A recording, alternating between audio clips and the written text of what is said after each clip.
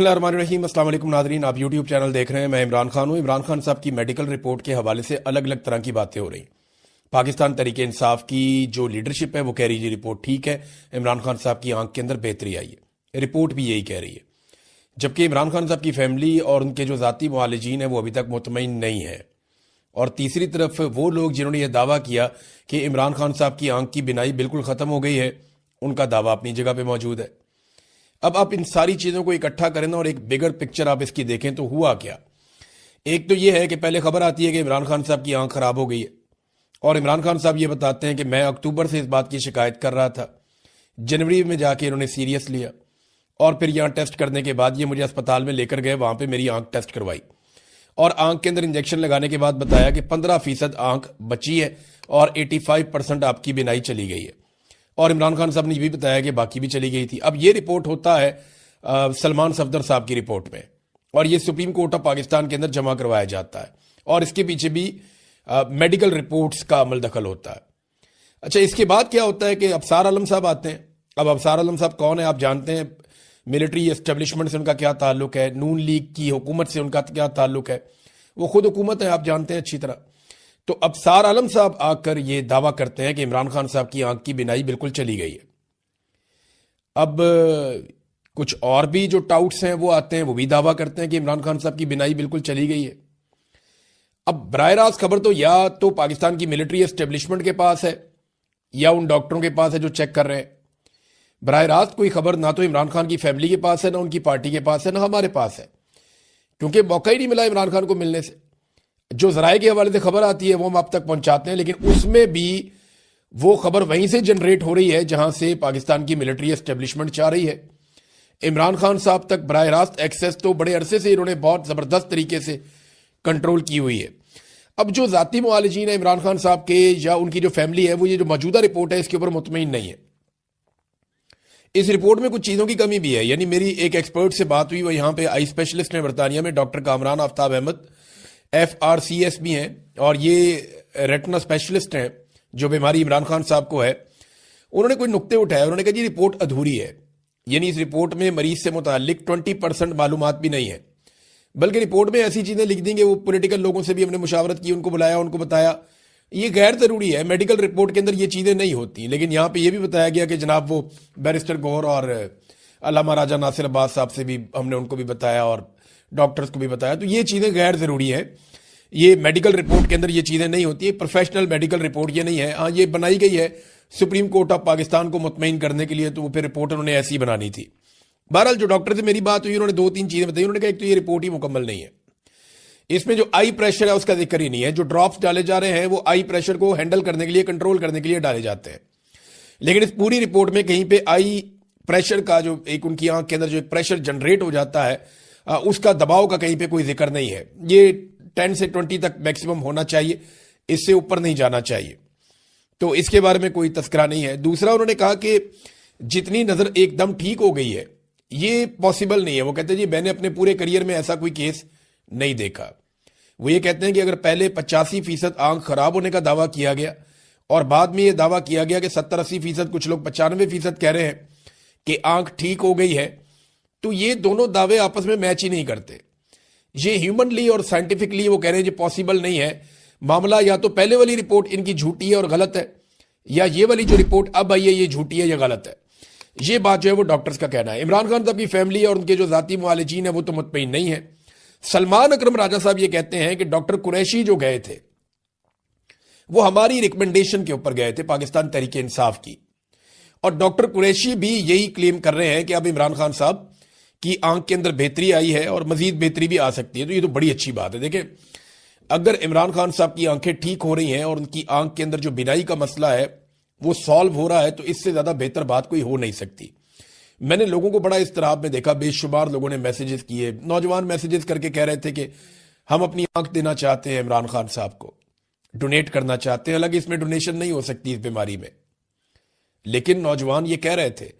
बेशुमार खवातीन और हज़रात के मैसेजेस आ रहे थे, वो दुआएं कर रहे थे। खाना काबा में लोग दुआएं कर रहे थे, लोग मस्जिद नबवी में दुआएं कर रहे थे, लोग अपने घरों में दुआएं कर रहे थे। लोगों ने बहुत दुआ की है इमरान खान साहब की आंख के लिए। अल्लाह रब्बुल इज़्ज़त दुआओं का सुनने वाला है। लेकिन जो डॉक्टर मेरी बात हुई जिनसे, वो कहते हैं जी ऐसे नहीं है। अबसार आलम साहब ने देखें, वो एक तरफ वो ये कह रहे थे कि आंख खत्म हो गई है, और भी बहुत सारे लोग ये इस तरह की बातें कर रहे थे, बहुत वसूख से ये बात कर रहे थे। अब सवाल ये पैदा होता है कि ये जो लोग ये बातें कर रहे थे, क्या ये अफरा तफरी फैलाना चाहते थे? तो फिर तो अबसार आलम साहब पे मुकदमा दर्ज होना चाहिए कि जनाब आपने बिनाई खत्म कर दी, हालांकि ऐसी कोई सच्ची खबर मौजूद नहीं थी। ये उन्होंने ही कहा ना, और उन्होंने कहा कि बड़े बावसूख जराए से मैं कह रहा हूं। अब नवाज शरीफ के ये आदमी है, खास आदमी है, और एस्टेब्लिशमेंट दिन का जो ताल्लुक है वो सारी दुनिया अच्छी तरह जानती है। इमरान खान साहब की फैमिली आज के दिन में एक मौक़िफ़ देगी और वो पॉइंट ऑफ व्यू अपना सामने रखेगी कि इमरान खान साहब की आंख की सेहत के बारे में उनका क्या कहना है और उनका मुतालबा क्या है। अभी तक जो पार्टी मुतालबा कर रही है, बाकी लोग कर रहे हैं कि फैमिली की मौजूदगी में जो ज़ाती मुआलजीन है उनकी मौजूदगी में कुछ टेस्ट किए जाएं और इमरान खान साहब के हवाले से उनको आज़ादाना टेस्ट करने दिए जाएं ताकि कंफर्मेशन हो जाए कि इमरान खान साहब की सेहत कैसी है। बहरहाल अब क्योंकि पूरा निज़ाम हुकूमत कंट्रोल कर रही है तो हुकूमत ही जानती है, लेकिन एक बात तो कंफर्म हो गई है कि इमरान खान साहब की आंख खराब जरूर हुई थी, और ये बात भी कंफर्म हो गई है कि ये जो आंख खराब हुई है ये हुकूमत और पाकिस्तान की मिलिट्री एस्टेब्लिशमेंट की मिली भगत से खराब हुई है। अब ये इन्होंने जानबूझकर बदनीयती से खराब की है या इनकी नाअहली है, ये समझ नहीं पाए। ये चीजें तो इंक्वायरी हो तो पता चलेगा, लेकिन इंक्वायरी पाकिस्तान में अब कौन करेगा? यानी आसिम मुनीर साहब इमरान खान साहब को कंट्रोल करते हैं तो उनकी इंक्वायरी कौन करेगा या कौन चेक करेगा? मिलिट्री एस्टेब्लिशमेंट का आपको पता है पाकिस्तान में तोती बोलता है, ताकत उनके पास है। आज तो ये किसी को जवाबदेह है ही नहीं। दूसरी जानब जो पाकिस्तान तहरीक इंसाफ का एहतजाज चल रहा है वहां पे कुछ तादाद लोगों की बड़ी है स्वाबी में, कुछ और जगहों पे लोग एहतजाज करते हैं फिर चले जाते हैं, सड़क बंद करते हैं फिर खोल देते हैं, तो मुख्तलिफ जगह पे अलग अलग तरह का एहतजाज चल रहा है। पार्लियामेंट के बाहर से जो बंदे गिरफ्तार किए गए थे पाकिस्तान तहरीक इंसाफ के, उनमें 2 MNAs और 4 MPs के ऊपर मुकदमा दर्ज किया गया है, और जो मुकदमात उन पे दर्ज किए गए हैं जरा उनकी नौयत आप चेक करें। जो MNAs हैं और MPs हैं उनके पास इक़दाम कत्ल के, दहशतगर्दी के और पुलिस एहलकारों पर फायरिंग के, यानी रेड जोन में फायरिंग हो गई, किसी को पता ही नहीं चला, हंगामा आराई, पुलिस एहलकारों पर फायरिंग, असला छीन लिया, संगीन नतायज की धमकियां, इक़दाम कत्ल, दहशतगर्दी। ओ भाई ये कौन से वाकयात हो गए इस्लामाबाद में जिसका किसी को पता ही नहीं चला? रेड जोन के अंदर फायरिंग हो जाती है और किसी को पता ही नहीं चलता। ऐसे बेवकूफ हैं, मुकदमा बनाते हुए भी नहीं सोचते, वो बनी बनाई तहरीरें पड़ी हैं, पकड़ के बंदों के नाम डाल देते हैं। अब उसके अंदर जो MNA शफकत ऐवान है, पता चला जी वो भी इसके अंदर है, MNA उमर असलम वो भी इसके अंदर है, और कुछ MPs हैं जिनमें रिफत शाह, सरफराज डोगर, मलक असद और तैयब राशिद, ये 6 लोग गिरफ्तार हुए पाकिस्तान तहरीक इंसाफ के। इनके ऊपर जनाब मुकदमात डाल दिए गए हैं। अब नाज़रीन पाकिस्तान तहरीक इंसाफ की ना एक बड़ी अजीब सिचुएशन बन गई है। एक तो देखें वो एहतजाज कर रहे हैं, वो एहतजाज जिस तरह का कर रहे हैं वो एहतजाज में गिना ही नहीं जाता। इमरान खान साहब का बयान है, जरा ये बयान आप गौर से सुन लें, फिर मैं आपको कुछ चीजें और बताता हूं जो इमरान खान साहब ने आज जेल में कही है। माशाल्लाह general Asim Munir field marshal बन गए। वैसे बेहतर था कि वो फील्ड मार्शल की जगह खुद को बादशाह का टाइटल देते। अब इसका मतलब यह है कि उन्होंने फील्ड मार्शल का टाइटल भी खुद को, इमरान खान साहब के बकौल जनरल आसिम मुनीर ने अपने आप को फील्ड मार्शल का टाइटल खुद ही दिया। और वैसे ये बात सच भी है, क्या पिद्दी और क्या पिद्दी का शोरबा। ये हुकूमत बनाएगी आसिम मुनीर साहब को फील्ड मार्शल। आसिम मुनीर साहब इनको जो कहेंगे ये वही करेंगे। वो नहीं कहेंगे कि आसिम मुनीर साहब को ये बुलाना शुरू कर दें, वो बुलाना शुरू कर देंगे। ये हुकूमत उन्हीं के मरहूने मिन्नत है, उन्हीं के कंट्रोल में है। एक्चुअली इस मुल्क के अंदर जिसकी हकमियत है वो तो मिलिट्री एस्टेब्लिशमेंट है। ये बेचारे सियासतदान क्या बेचते हैं, इनके पल्ले कख भी नहीं है। ये सारे के सारे काने हैं, इनको लाकर बिठाया गया है जाली सीटों के ऊपर, जाली फार्म 47 के ऊपर। तो इमरान खान ने कहा कि वो फील्ड मार्शल की जगह खुद को बादशाह का टाइटल देते, क्योंकि इस वक्त मुल्क में जंगल का कानून राइज है और जंगल के कानून में तो बादशाह होता है। मेरे साथ जो डील की अफवाहें फैलाई जा रही हैं, कोई डील नहीं हुई, ना ही डील के हवाले से बातचीत जारी है, ये सब झूठ है।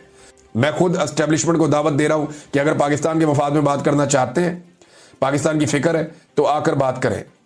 इस वक्त मुल्क को बैरूनी खतरात, बढ़ती हुई दहशतगर्दी और मईशत की बहाली के लिए इकट्ठा होना पड़ेगा। मैं ना पहले अपने लिए कुछ मांग रहा था, ना अब मांगूंगा।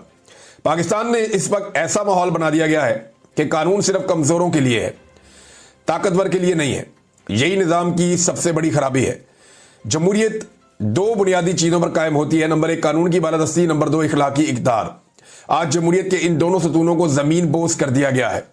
जो हालात चल रहे हैं वो इस बात के गमास हैं कि जमहूरियत की रूह को कुचला जा रहा है।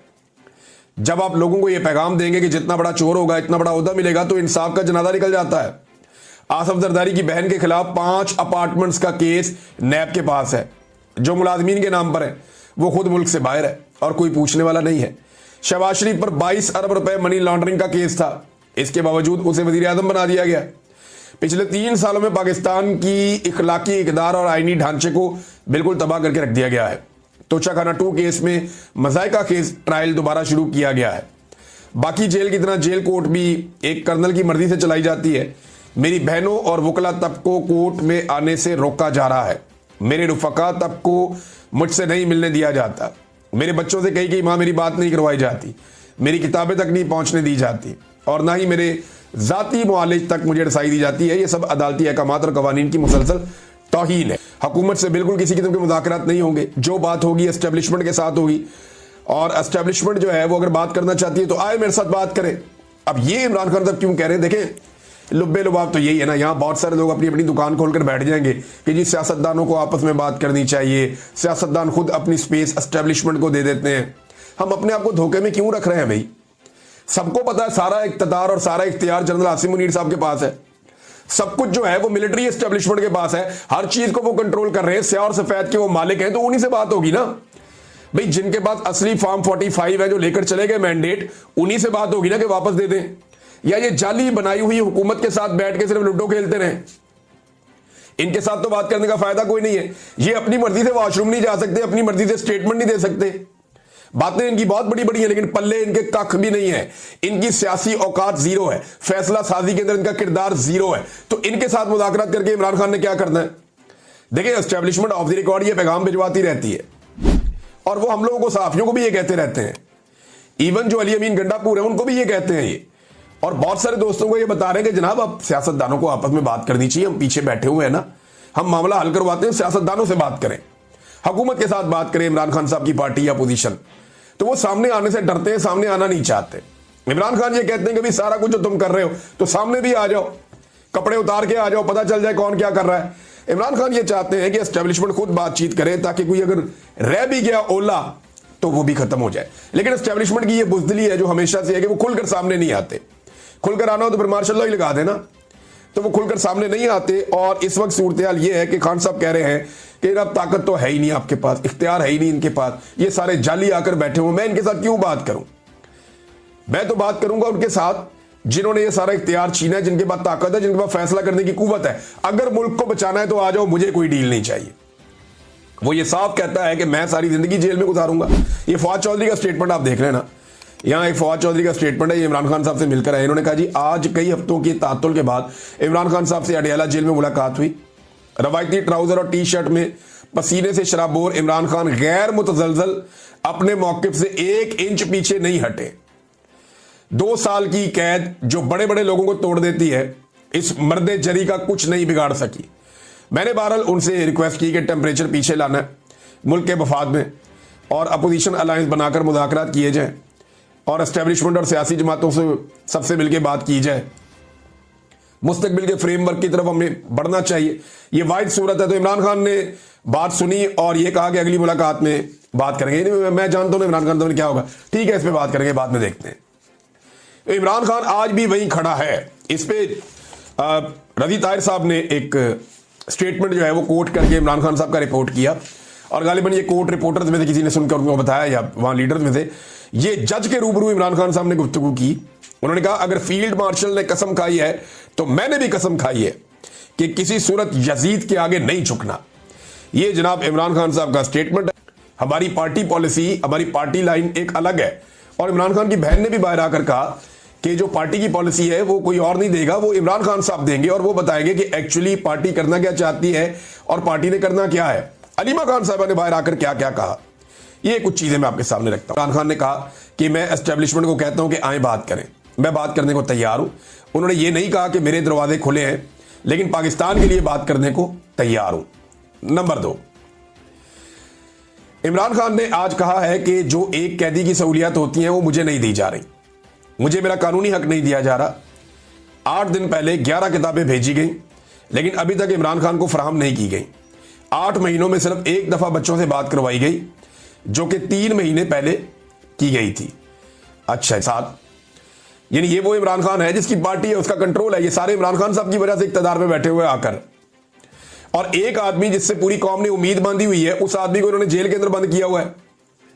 और ये जो सियासतदान है, ये बाहर अपनी मौज मस्ती की जिंदगी गुजार रहे हैं, इन्हें परवाही कोई नहीं, ये अपने इक्तदार के नशे एंजॉय कर रहे हैं और स्टेटमेंट्स ऐसे देते हैं जैसे एक इधर का स्टेटमेंट देता है, एक उधर का देता है। इमरान खान की पॉलिसी को फॉलो कोई नहीं करता, 2-2 महीने उसकी मुलाकातें रोक देते हैं, ये वहां भी कुछ नहीं करते। वैसे उस लड़ाई को तो आज तक अपने सियासी फायदे के लिए इस्तेमाल किया गया। लोग एहतजाज करने निकले थे, पाकिस्तान तहरीक इंसाफ कहती है कि सीसीटीवी फुटेज लेकर आए, हमने तो किया ही कुछ नहीं, ना हमारी कोई प्लानिंग थी, और आज तक किसी अदालत में यह साबित भी नहीं कर पाए। मीडिया के अंदर एक गिमिक क्रिएट किया गया है, लेकिन पब्लिक बड़ी खाइफ है। वो ये समझते हैं कि पाकिस्तान के सारे मसाइल के लिए जिम्मेदार पाकिस्तान की मिलिट्री एस्टेब्लिशमेंट है, जिन्होंने सबसे मकबूल लीडर को जेल में रखा हुआ है और पाकिस्तान के अवाम का मैंडेट भी चोरी किया है। जुल्म, जबर और फस्तायत के लिए वो जिम्मेदार। अगले वीलॉग में आपको बताऊंगा। अब तक के लिए इतनी, अपना ख्याल रखिएगा, अपने चैनल का भी। अल्लाह हाफिज।